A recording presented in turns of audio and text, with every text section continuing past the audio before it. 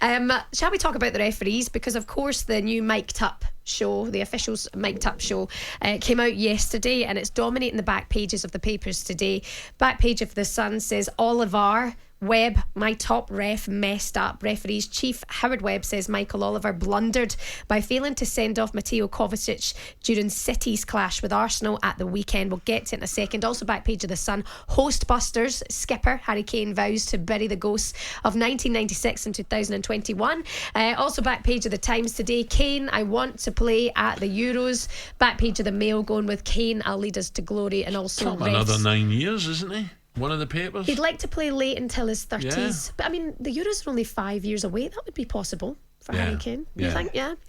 Definitely as a squad player anyway, if he can remain nice and fit and healthy. Also back page of the Mirror, it's coming home and so am I. Kane, I'll be there when he's 34 at 2028 Wembley final. And then also change of ref rules so we can fix errors. So let's focus on VAR.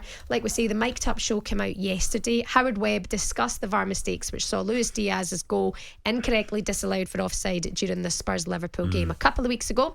So here's Howard Webb now. He says lessons have been learned to prevent that type of situation happening again.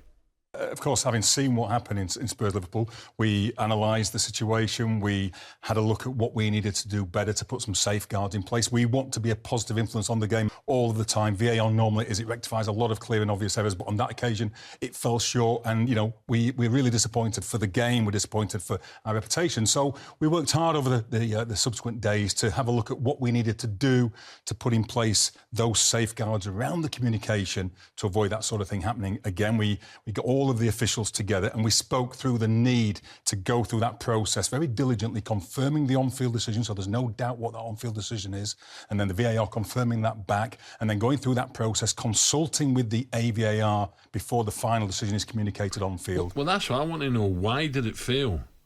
They've got lines, so why did it fail? Why did they not bring up that lines? Now, Alan, we haven't actually been able to get a lot of your opinion on this from the time, but there was the technical video operator at the time, just a youngster in that studio at the time going, we need to halt this. Are you sure you're happy with this? The lines are showing that the goal is onside. Are you sure? But the communication went out the window. Well, that's shocking. So in the show as well, he speaks about how they've improved some of the communication, but actually the mic'd up show was so poor last night in terms of, I think, what fans wanted to hear from Howard Webb. It was all very suited and booted, very, you know, politically spoken. And I think what a lot of people wanted maybe from Michael Owen in that situation, or if you were to have Howard Webb now in the studio, is a little bit of, why are we getting this so wrong and how are we going to get it right? Yeah. And with this show, okay, we get some of the quotes, we understand they've made mistakes, they apologise there and then, but when are you going to get in somebody who's going to really get to the root of the problem and make sure that the refs and the officials get this right?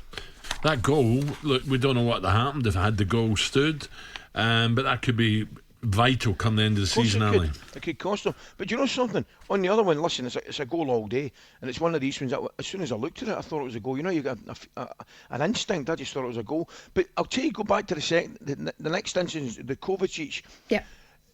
I don't. He said that was a blunder as well. Yes, and do you know something, Shebahn? It was, right? Yeah. But I do not have a problem with Michael Oliver at the second tackle going like that. No way, I'm letting it go. Was it a mistake? Yes. But do you know something? I thought there was something refreshing about him making a decision off his own bat, even though it was the wrong one, and getting on with the game. It should have been sent off potentially for the first tackle. But there was something I actually quite liked to see about a referee being adamant about something and letting the game go on, even though, crazily enough, it was probably a wrong decision. Especially the week after what happened with Liverpool. Also, there's a good piece by Kieran Gill inside the Mail today. Paxman, this is not, as Wood and Owen gives refs chief an easy ride. I think a lot of people now want to start punishing the people at the top to make sure that this gets changed. Some of the questions you could have been asked actually last night is, when will you stop sending your referees to Saudi Arabia for extra cash 2 days before games?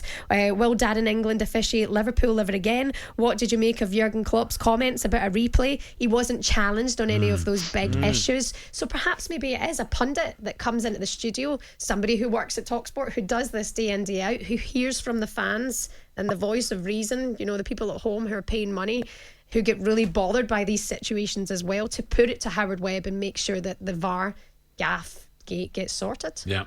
talkSPORT Breakfast, waking you up Monday to Friday morning from 6 a.m.